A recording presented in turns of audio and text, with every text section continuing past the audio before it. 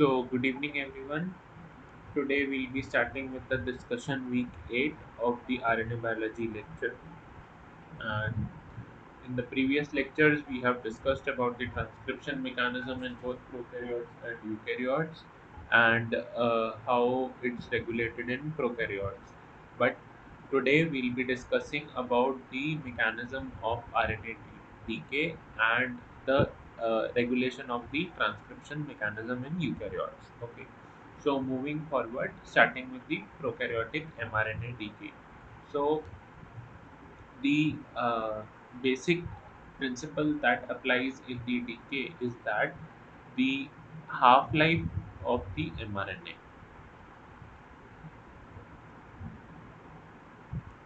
So, in prokaryotes, the half life of the mRNA is about 1.5 minutes only. Okay, because of the co transcription translation mechanism.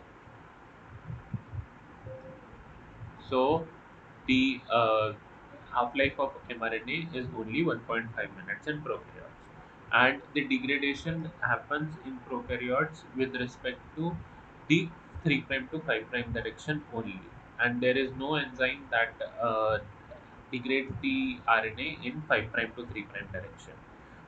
Then there are two types of RNAs involved. First is the RNase E and RNase 3 that are endonucleases, and because they cleave in between the mRNA and the RNase 2 and PNPs, that is for polynucleotide phosphorylase. So it removes the phosphate group from the end. So these are the exonucleases. So they start degrading the mRNA from the end. And in case of E. coli, it has been studied that RNase E and the PNPase they form the degradosome.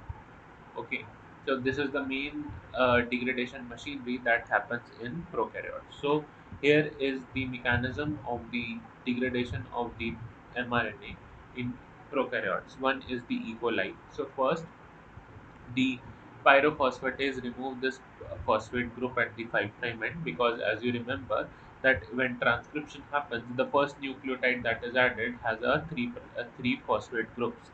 Okay, so then what will happen? So there only one phosphate group remains. That further recognizing this, there are two endonucleases that act on it: RNase E and the RNase G, followed by the RNase 3. So they cleave in between the RNA and they broke this hairpin loop also. Followed by this, there are exonucleases, 3' to 5' exonucleases that basically cleave out the whole of the RNA. Okay, so this was the structure in the E. coli. And in Bacillus subtilis, there are certain more RNAs that are involved in degradation of the mRNA. So here are the RNAs that are involved, such as RNase R, RNase J1, J2, RNase Y, and then we have the PNPase that is involved. Then oligoRNAs that act upon different small molecules generated from this particular big RNA. Okay, so this is the basic story about the degradation of mRNA in the prokaryotes. Followed by in eukaryotes, there are three main pathways that act upon. Okay, so now first thing is that the half life of the mRNA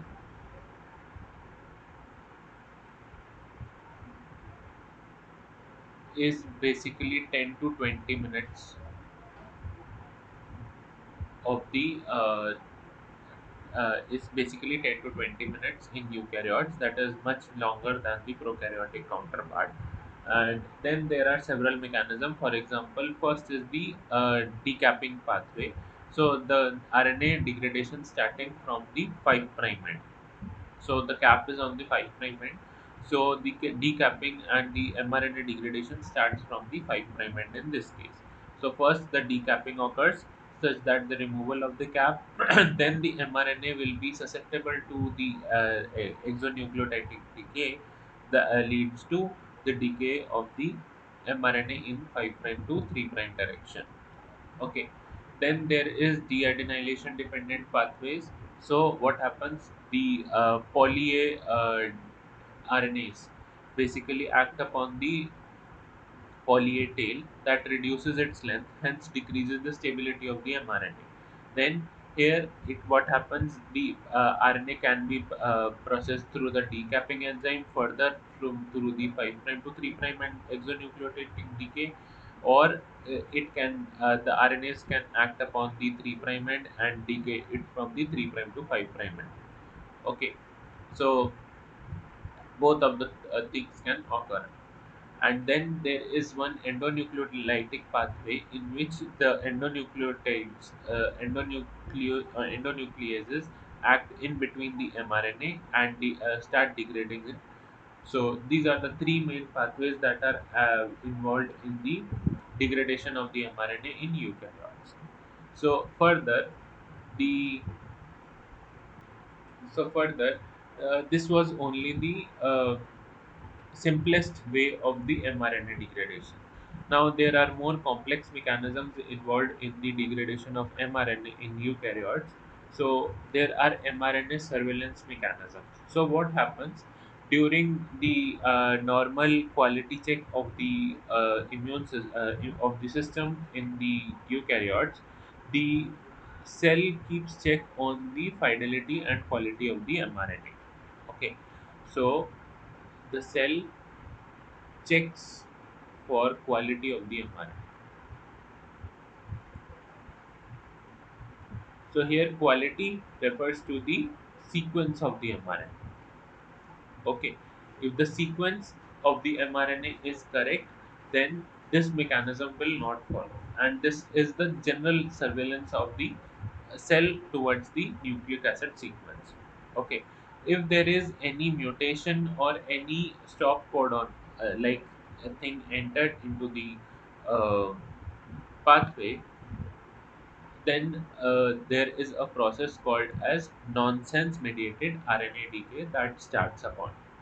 Okay, so this is the normal transcript that has been displaced by the ribosome. Okay, this is the ribosome, and here the normal protein synthesis is taking place. Now, this is the stop codon, and this is the normal protein formation happening inside the cell. Okay, so this protein production here, it's the termination codon, and the protein is released from the ribosome. This is the normal process. Now, when there is a premature stop codon after the before the termination codon is present, so what happens here? The ribosome stops because the tRNA will not come and bind to this particular. There will be no tRNA for the stop codon. So now what happens? There are certain proteins that are involved. First is the EJC protein. So what happens during the nonsense mediated stop codon nonsense mediated mRNA decay? So what if there is no splicing happened inside the mRNA? So what happens? There is a exon junction complex. Okay, that sits upon the junction of the intron and the exon. So here EJC is this. So whenever there is a intron that is not spliced from the mature mRNA, and there is a stop codon that is introduced in the this particular intron, so what happens? This EJC is retained during the splicing process that basically induces the nonsense mediated decay of the mRNA. Now, there are three proteins that are recruited. So, these three proteins are very important in the nonsense mediated decay of the RNA, that is UPF1, UPF2, and UPF3. So these three are evolutionary conserved proteins, and these are present in the cytoplasm. Now, what happens when EJC is there? These three proteins are recruited, and the EJC complex is bound by UPF3. So it is basically recognized by the UPF3, and which in turn is recognized by UPF2 and UPF1. Now, in order to start the nonsense mediated RNA decay, first the UPF1 is phosphorylated with the protein called SMG1. Okay, this phosphorylation basically activates the pathway that releases the ribosome from the mRNA that is going to be decayed or degraded, and then this particular mRNA is followed with the like recruitment of the endonucleases and exonucleases, like we have seen in the previous slide. So the major protein that is recruits all the protein is the EJC. So this is the exon junction complex. Okay. So this was the study about the nonsense mediated RNA decay. Now, how it helps in the regulation, we will see it with the help of one example. So, what happens in case of the ferritin mRNA? So, first the background. So iron is an important metal that is involved in our body, okay, especially with the hemoglobin and all those stuff. So when iron concentration is low inside the body, so firstly it binds to a protein called as ferritin.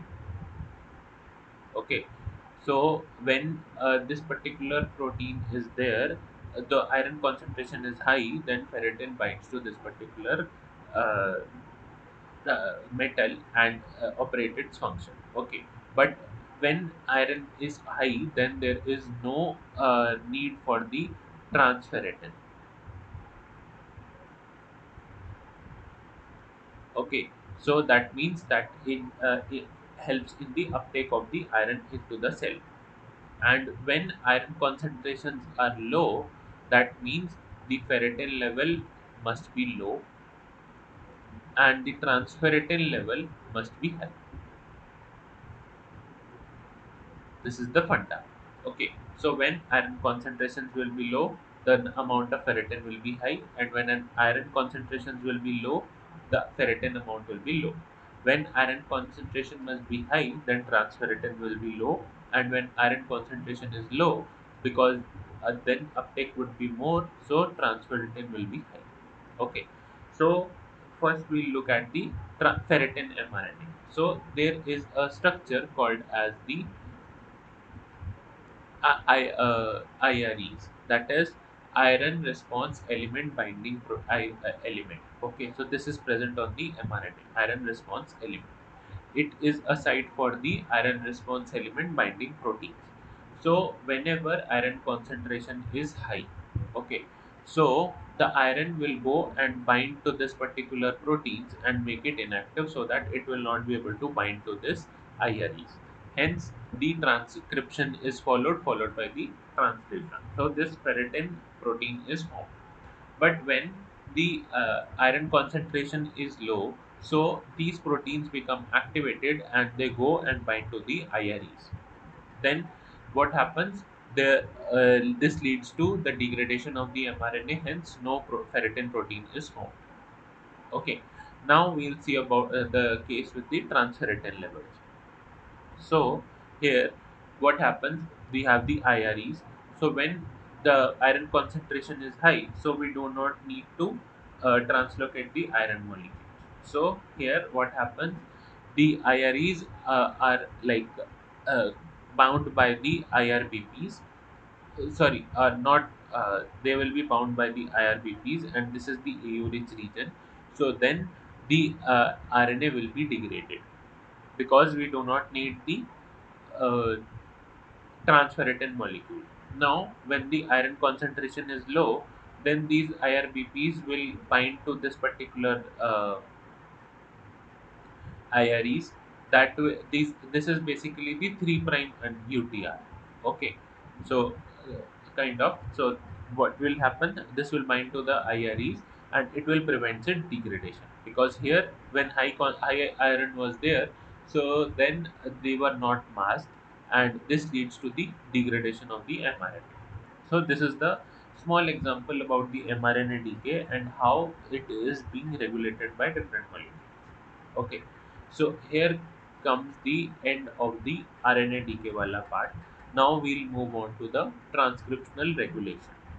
Now, as we have seen in the prokaryotes, we had the lack of operon, and so in case of the prokaryotes, we have the operon system.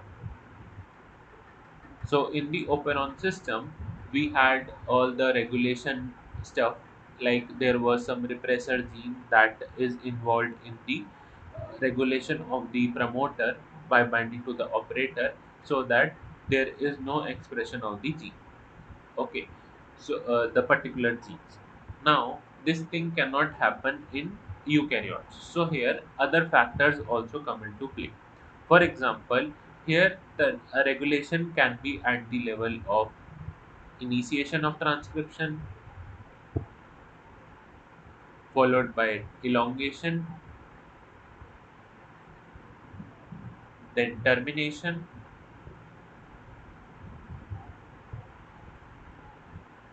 then at the processing stage,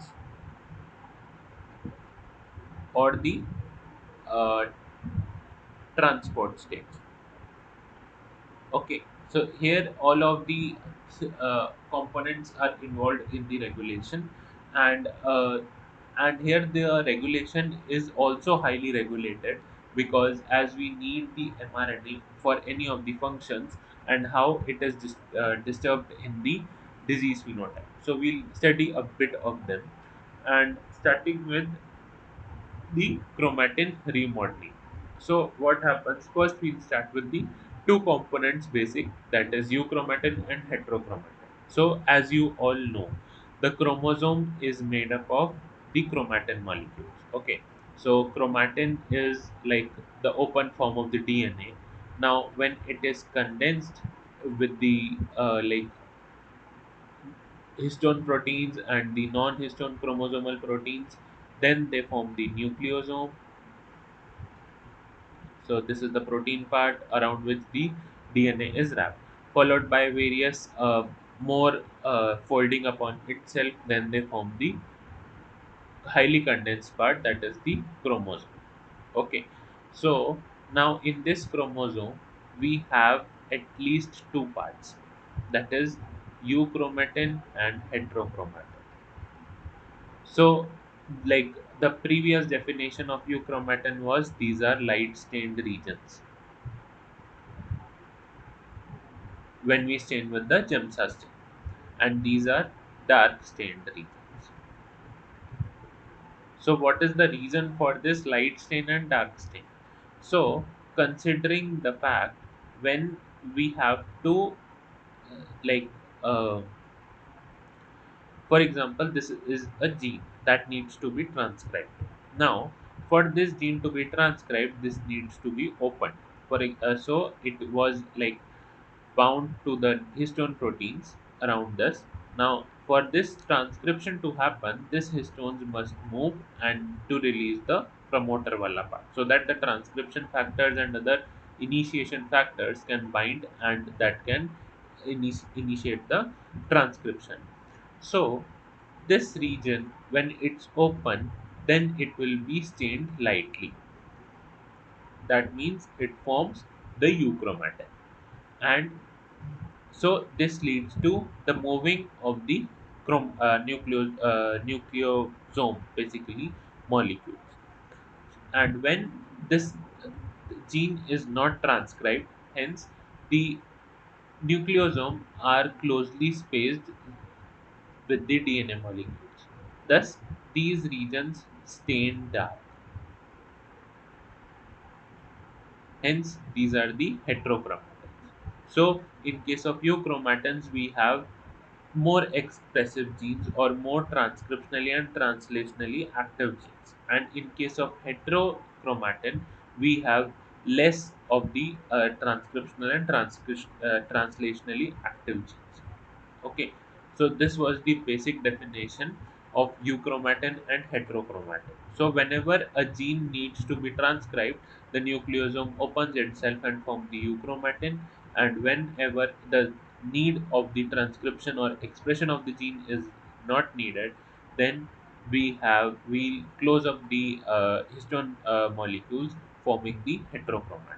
Okay, this is done by the various complexes like and various post-translational modifications like DNA, sorry, protein methylation, protein deacetylation, or there is also a term called as DNA methylation or DNA uh, removal of the DNA methylation. Okay, so now we are basically focusing on the histone modification wala part. So moving on, there is two main components involved in the histone modification. First is the acetylation and the other is the methylation. So first we'll talk about the acetylation. Now there are proteins called as histone methyl transferase. Sorry, histone acetyl transferase.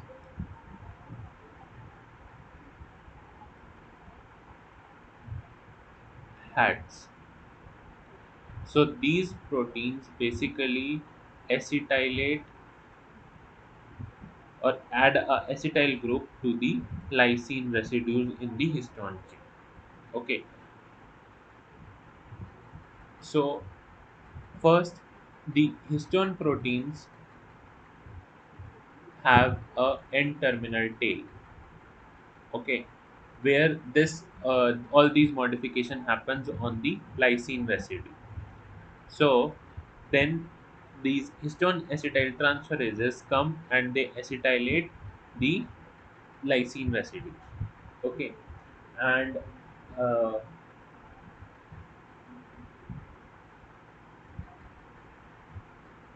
different hats are activated during different time points so that they can acetylate different lysine residues for different mechanisms.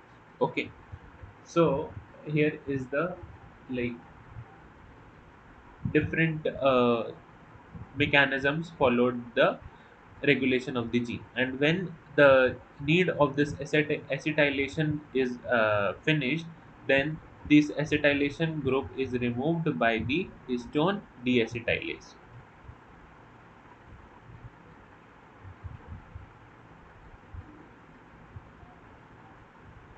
that is HDACs. Okay, they remove this acetyl group. So as this acetyl group is a bit negatively charged, okay, that causes repulsion in different histone molecules, thus opening it up.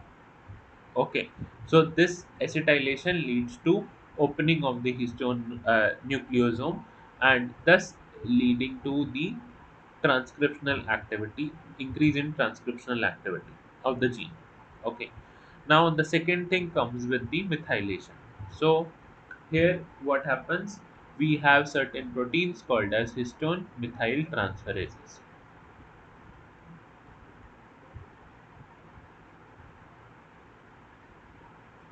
HMTs.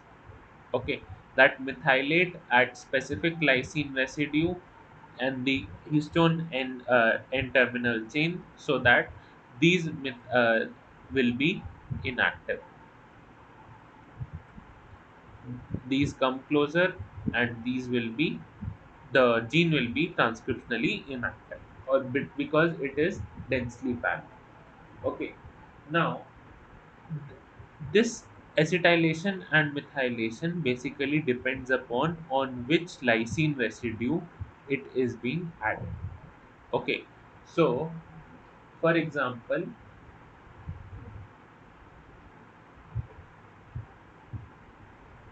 when this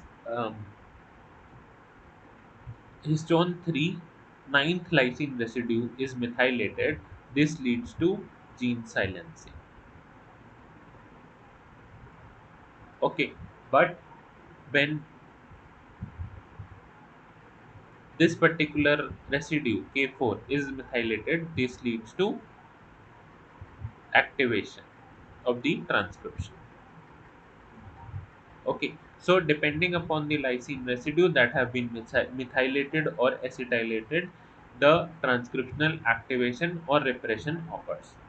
So this the which lysine residue to be methylated depends upon the type of gene and the type of activated the activator of these particular enzymes. So these act on different lysine residues that leads to gene silencing or gene activation. Okay, so this was the major funda for the chromatin remodeling, basically the acetylation and methylation of the histone proteins. Now moving on to the nucleosome remodeling. So as I have previously also said that the when the histone proteins are acetylated or methylated, then the nucleosome also needs to be moved. So here are some proteins that are involved during the movement of the nucleosome,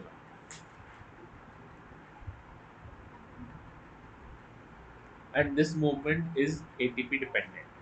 Okay, so whenever these proteins are recruited, then that means this movement is ATP dependent always.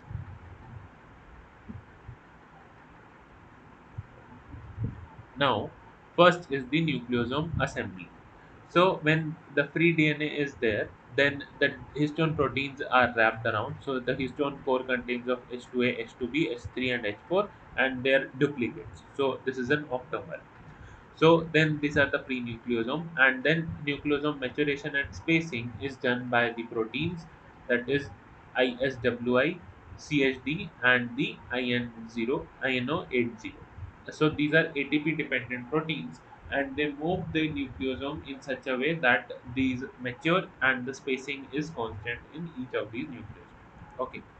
Now when a gene has to be needs to be transcribed, then this particular DNA needs to be relieved from the nucleosome part. So now there is a protein complex that comes, that is SWI and SNF. So this is also an ATP dependent protein that comes, and this moves the nucleosome apart so that this particular gene is accessible to the transcription factors. Okay, and this can also happen with the removal of the histones and the addition of the histones after the transcription or the need is over. Now we have also the nucleosome editing. That means the if there is a wrong histone is added to the nucleosome core, then the alternative histone exchange occurs with the help of the protein INO8T. So this helps in replacement of the alternative histones. So these are the proteins that are activated during the movement of the nucleosome, that are ATP dependent, so that the chromatin molecule or the DNA molecule is accessible to the transcription factors. Okay, so these are the main proteins that are involved in movement, replacement, or editing, and these all requires the ATP. So we have the SWI SNF family proteins that helps in nucleosome remodeling and transcriptional activation. Then we have the ISWI family proteins that helps in transcriptional repression, and in some cases it also activates. Then we have the CHD family proteins that helps in nucleosome ejection or transcription activation. That means the DNA molecule is free to the transcription factors. Then we have INO80 family proteins that belongs to the that helps in transcriptional activation mainly, and the replacement of the H2A to H2B with H2AZ to H2B. Okay, so these were the major proteins that help in nucleosome remodeling. Now moving on to the DNA part. This was till here the part was the histone part and the movement of the chromatin molecule. Now the regulation can also happen when the DNA is methylated. Okay, and the general methylation happens on the cytosine residue.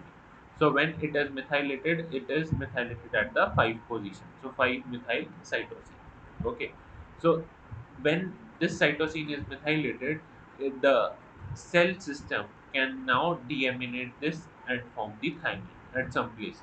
So this helps in, like, not helps, it generates some mutations or helps in the repair mechanism also. But we are not talking about this, we are talking about the regulation of the genome structure. So this was the DNA methylation, and the this is basically a epigenetic modification.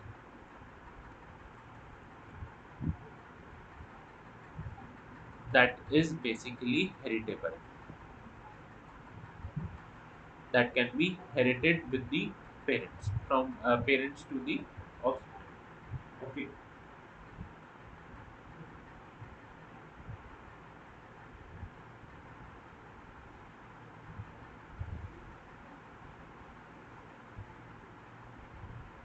So the methylation can inactivate or activate the DNA molecule, so that it will not be recognized by the transcription factor, and it cannot it cannot express the particular protein. Okay. So it has been said that the methyl group basically enters the major group of the DNA. So in the genes and the promoter of the genes, when it is methylated, so it seems to be transcriptionally inactive.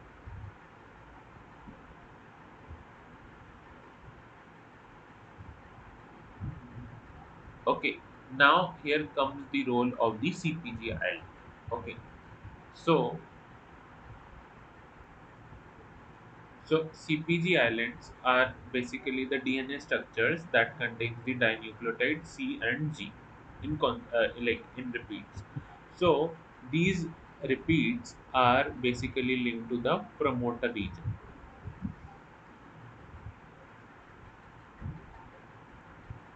Now, when these repeats are present in high number in the promoter region, these are called as CpG islands. Okay, for example, here this is the CpG island. So these regions basically helps in the regulation of transcription. How? By methylation. Okay. So when these CpG islands are methylated, so this leads to the silencing of the gene. Okay. When this is highly methylated, this leads to long-term silencing of the gene. And one example is X chromosome inactivation,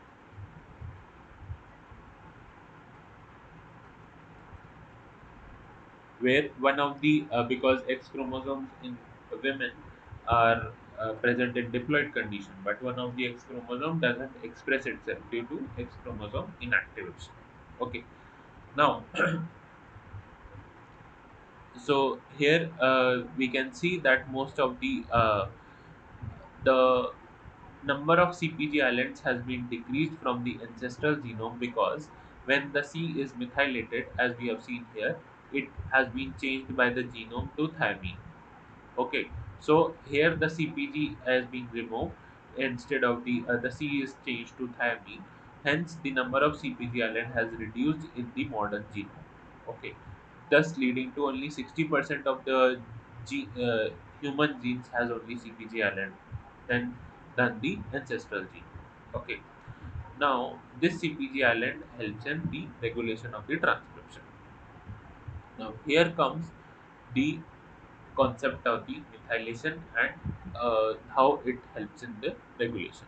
So here the unmethylated, when the CpG island are unmethylated, so here the histone acetyl transferases sit upon themselves, and then they help in the transcription of the or the expression of that particular gene.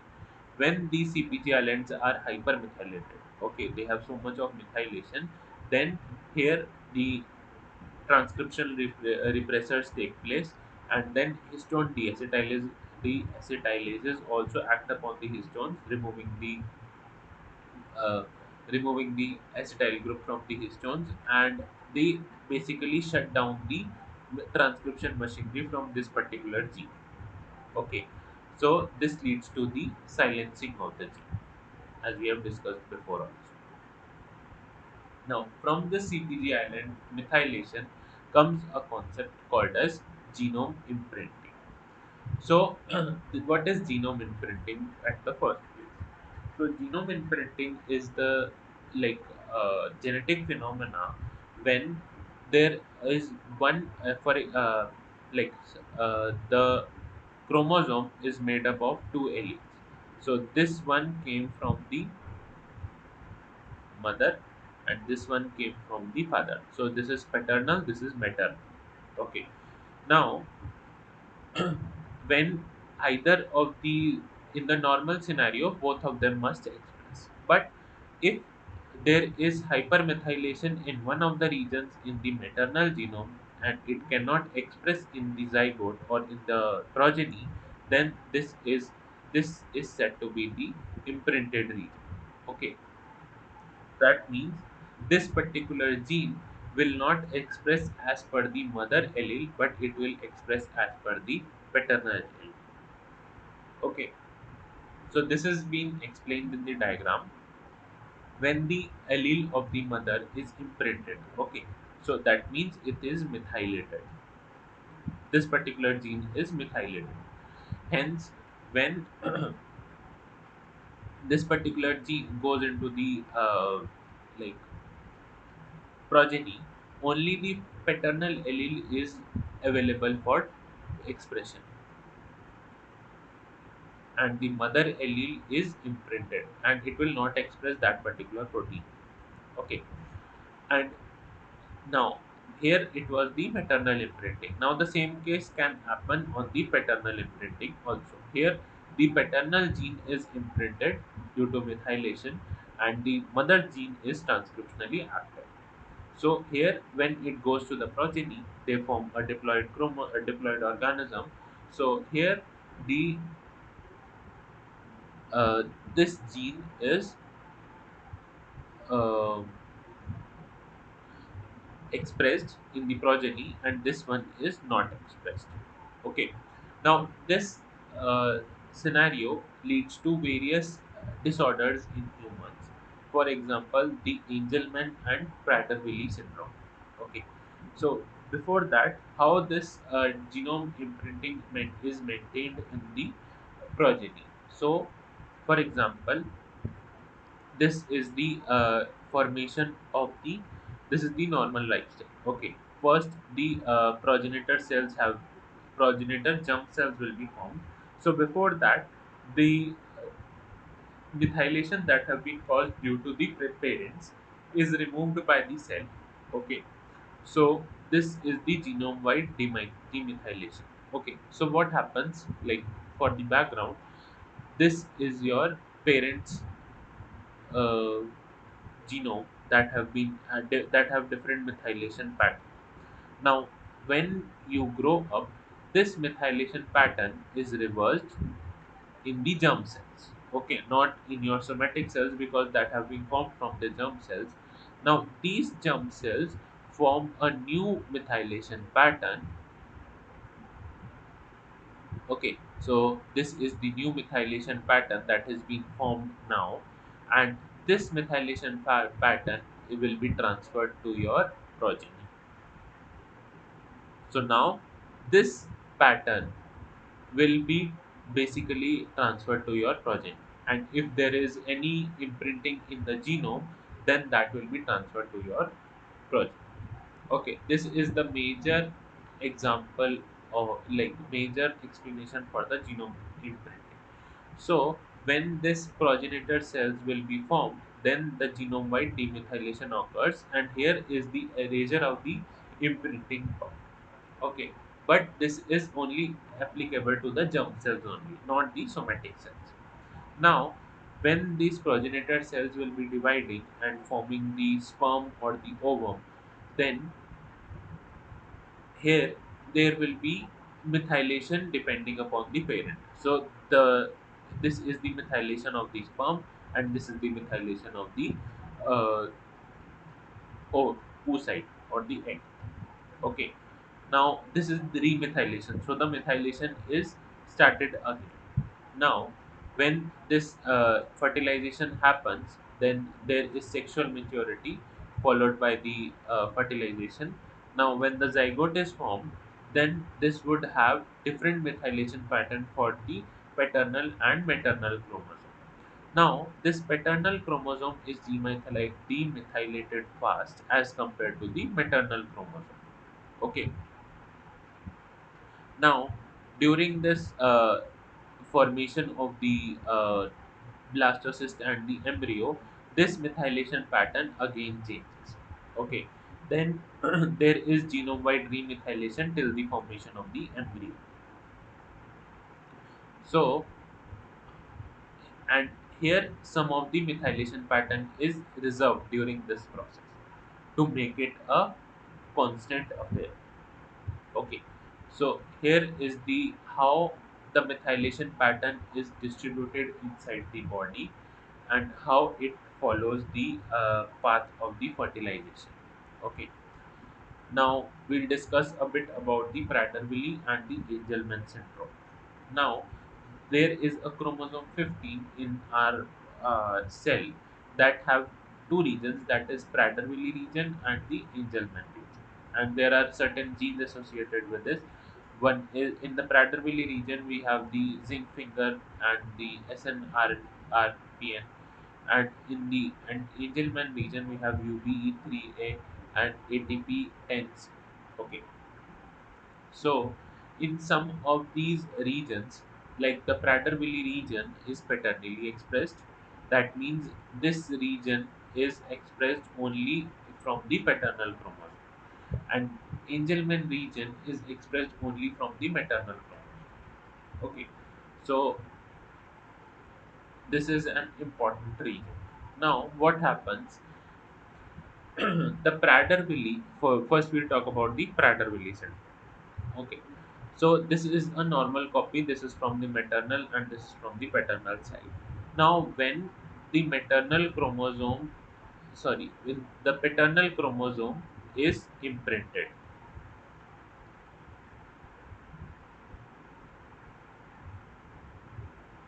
okay,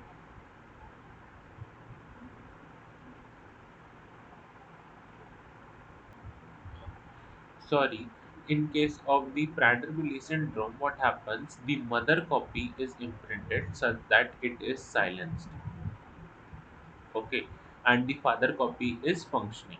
But if the father copy is deleted from this particular region, that leads to the Prader-Willi syndrome. Okay, because here only the paternal allele was expressing instead of the maternal, and that too has some deletion or mutation. Okay, now talking about the Angelman syndrome, this is the opposite of the Prader-Willi syndrome. So, in Angelman syndrome, the mother copy is expressed as compared to the father one. So, the father one is imprinted. Okay. Now, if there is any deletion in the Angelman region of the mother allele, then this leads to the Angelman syndrome. So, this was the explanation about the Angelman and Prader-Willi syndrome and how they are like inherited from the parents. Okay. So, this ends the genome imprinting wala part.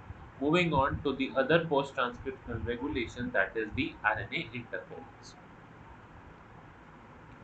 So like there are small RNA molecules like the microRNA or short interfering RNA that helps in the silencing of or silencing of the genes.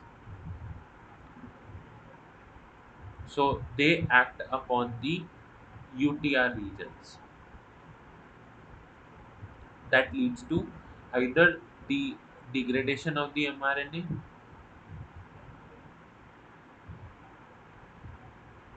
or by like they silence the gene by chromatin or nucleosome model remodeling.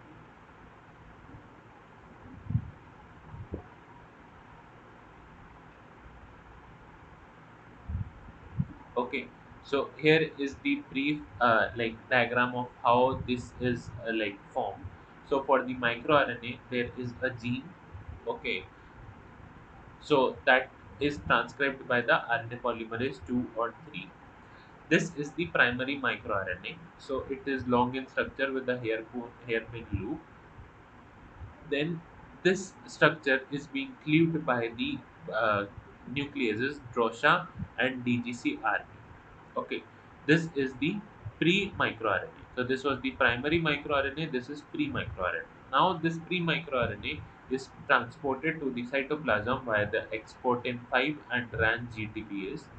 So this pre-microRNA is subjected to a nucleus called as dicer.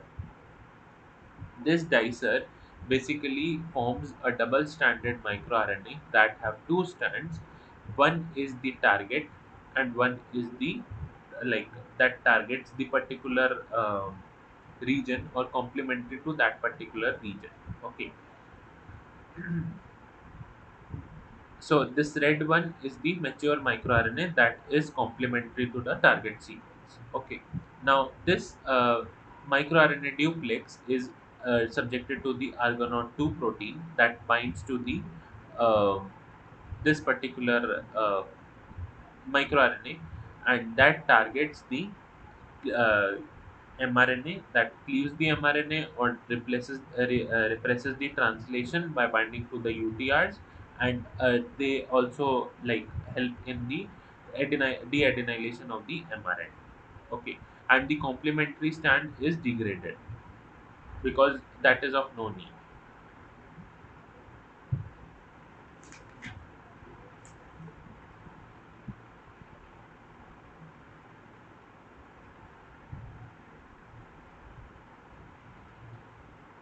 So this mature microRNA with the argonaute protein forms the risk complex. Okay, so this risk complex basically targets the mRNAs. This double-stranded mRNAs either are degraded or they activate certain post-transcriptional modifications like the histone acetylation or deacetylation or methylation or DNA methylation. So they can activate methylases, deacetylases, and so on and so forth. So this was the story about the microRNAs. Moving on with the siRNAs. So siRNAs are basically more like specific to particular gene. MicroRNAs target various genes, so they can be like less specific to particular gene. And short interfering RNAs or siRNAs are like more specific to particular genes. Okay, so they are basically formed involved in the defense mechanism, the siRNAs. Okay, so this is a double-stranded RNA that can be from any external source, that can be from a pathogen also. Okay. Now this double-stranded RNA is subjected to a enzyme dicer that produces the siRNA duplex. Now the argonaute protein comes and degrades the passenger strand. Okay. So it degrades the passenger strand and forms the risk complex. Now this risk complex directly go and bind to the mRNA with high specificity, and it silences that particular gene. Okay, it leads to degradation. Now this is basically involved in the defense mechanism, and this is generally found in the plant system. Okay, so this was the story about the siRNA complexes, and how siRNA is formed and how it is involved in the regulation of the mRNA. Now, this leads to the end of our presentation for today. And if you guys have any question, you can ask me in the comment section. Okay, so see you tomorrow from 3 to 5.